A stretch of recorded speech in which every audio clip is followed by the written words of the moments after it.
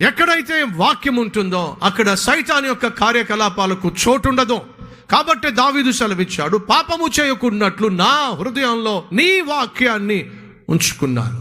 ఏ గుండెల్లో దేవుని వాక్యం ఉంటుందో, ఏ వ్యక్తి దేవుని వాక్యం చేత నింపబడి ఉంటాడో ఆ వ్యక్తి పాపాన్ని, సాతాన్ని జయించగలుగుతాడు, ఎదిరించగలుగుతాడు. అందులో సందేహము లేదు. ఓ రోజు ఒక మ్యాజిక్ చేసేవాడు మ్యాజిక్ చేసుకుంటూ ఒక డబ్బా తీసుకుని ఖాళీ డబ్బాను ఊపుతూ ఉన్నాడు.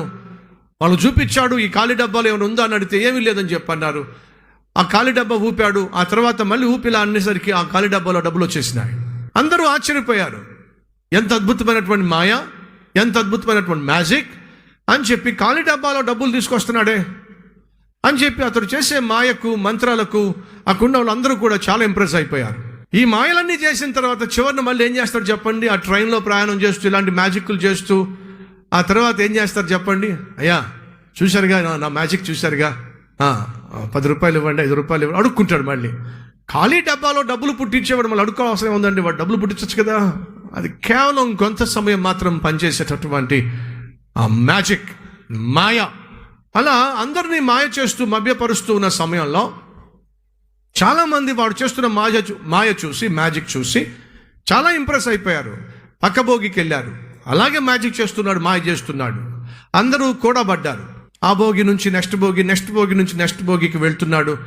వాడుకున్నటువంటి ఆ మాయా శక్తులతో ఇలా మ్యాజిక్లు చేస్తూ డబ్బులు పుట్టిస్తున్నాడు. అందరూ చూసి సంతోషిస్తున్నారు. డబ్బులు ఇచ్చేవాడు డబ్బులు ఇస్తున్నారు. అక్కడ ఒక మూల ఒక వ్యక్తి కూర్చున్నాడు. చాలా ప్రశాంతంగా కూర్చున్నాడు, ధ్యానిస్తూ ఉన్నాడు.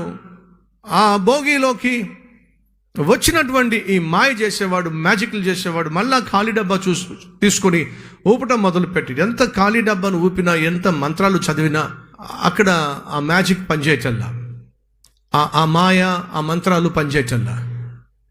అందరూ చూసి ఆశ్చర్యపడ్డారు. పక్క భోగిలో బాగానే పనిచేసిందిగా ఈయన మంత్రం, ఇక్కడెందుకు పనిచేయటల్లా అని చెప్పి నవ్వడం మొదలు పెట్టారు, హేళన చేయటం మొదలు పెట్టారు. ఏంటి బాబు అయిపోయింది అప్పుడే నీ మంత్రం, నీ మాయ, నీ మ్యాజిక్ అంతా అయిపోయిందా అన్నట్టుగా ప్రశ్నిస్తూ ఉన్నాను. వాడు చాలా టెన్షన్ పడిపోతూ ఉన్నాడు. మళ్ళీ మంత్రం వేశాడు, మాయ చేసే ప్రయత్నం చేశాడు, కానీ ఆ డబ్బాలో ఒక్క పైసా రావటల్లా. కారణం ఏమిటి అని చెప్పి జాగ్రత్తగా పరిశీలనగా చూస్తే ఆ భోగిలో ఒక చోట ఒక భక్తుడు బైబుల్ని ఈ విధంగా తన గుండెలకు పెట్టుకొని అలా ధ్యానిస్తూ ఉన్నాడు. అది చూసినటువంటి ఈ మాయగాడికి అర్థమైపోయింది, ఓహో ఇది సంగతి. ఏమిటా సంగతి? బైబుల్ ఇక్కడ ఉంది. ఈ బైబుల్ ఉన్న చోట నా ఆటలు సాగం.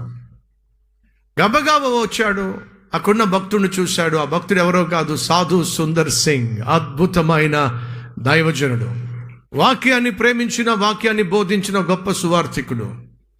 ఆ బైబుల్ని తన గుండెలకు పెట్టుకొని ప్రార్థన చేస్తూ ఉండగా ఈ మాయగాడు, అయ్యా ఒక చిన్న రిక్వెస్ట్ అండి. ఏమిటి? ఆ బైబుల్ని ఒకసారి ఇస్తారా అని అంటే ఇచ్చాడు బైబుల్ని. మీరేమనుకోకండి, మళ్ళీ మీ బైబుల్ మీకు ఇచ్చేస్తానని చెప్పి ఆ బైబుల్ని పక్కభోగికి పంపించాడు. ఇప్పుడు చూడండి నా మాయ, ఇప్పుడు చూడండి నా మంత్రం అని చెప్పి మళ్ళా మంత్రం వేశాడు. ఆ బాక్సు, ఆ డబ్బా ఊపాడు.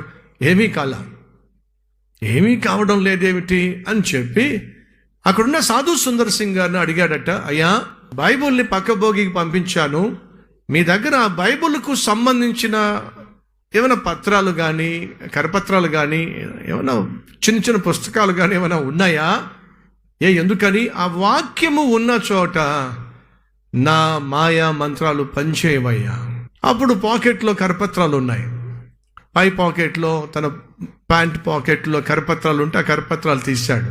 ఆ కరపత్రాలు తీసి పక్కన పెడితే అమ్మయ్యా, ఆ కరపత్రాలు వాక్యంతో కూడిన, సందేశాలతో కూడిన చిన్న చిన్న పుస్తకాలు పక్కభోగికి పంపించేశాడు. ఇప్పుడు చూడండి నేను ఎటువంటి మ్యాజిక్ చేయబోతున్నానని చెప్పి మరలా మాయా మంత్రాలు వేసే ప్రయత్నం చేశాడు, కానీ పనిచేయలా. అప్పుడు అక్కడున్న సాధు సుందర్ సింగ్ అడుగుతున్నాడట, అయ్యా బైబుల్ని అక్కడికి పంపించేశా, పక్కభోగికి బైబుల్కు సంబంధించిన పత్రాలు కూడా పంపించేశా, ఇంకేమైనా బైబుల్కు సంబంధించినవి మీలో ఎక్కడైనా ఉన్నాయా? సాధు సుందర్ సింగ్ అన్నమాట ఏంటి తెలుసా? నా చేతుల్లో ఉన్న బైబుల్ని పక్కభోగికి పంపించావు, నా పాకెట్లో ఉన్న వాక్యపు పత్రాలను కూడా పక్కభోగిలోకి పంపించావు. మరి గుండెల్లో ఉన్నటువంటి దేవుని వాక్యాన్ని ఎక్కడికి పంపించగలవు నువ్వు? ఈ గుండెల్లో దేవుని వాక్యము ఉన్నంత కాలం నీ ఆటలు సాగవు, నీ తంత్రాలు, నీ మంత్రాలు పనిచేయవు. ప్రియ సహోదరి సహోదరుడు వింటున్నావా? దేవుని వాక్యము ఉన్న చోట, దేవుని వాక్యము ఉన్న వ్యక్తిలో, దేవుని వాక్యం మీద ఆధారపడి జీవించేటటువంటి ఆత్మీయుని యొక్క జీవితంలో సైతాను యొక్క ఆటలు సాగవు. కాబట్టి దేవుడు సెలవిస్తున్నాడు ఏమని? ఎందరైతే నా ఆత్మ ద్వారా నడిపించబడతారు వారు నా బిడ్డలో, వారిలో నేను నా ఆత్మను ఉంచి ఉన్నాను, వారిలో నా వాక్యాన్ని నేను దాచి ఉన్నాను.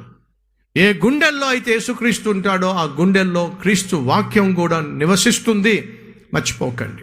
అలా నివసించాలని మీరు ఆశపడుతున్నట్లయితే ఆ వాక్యాన్ని ఖచ్చితంగా మీరు ధ్యానించాలి, వాక్యానుసారంగా మనం జీవించాలి అని దేవుడు కోరుతున్నాడు.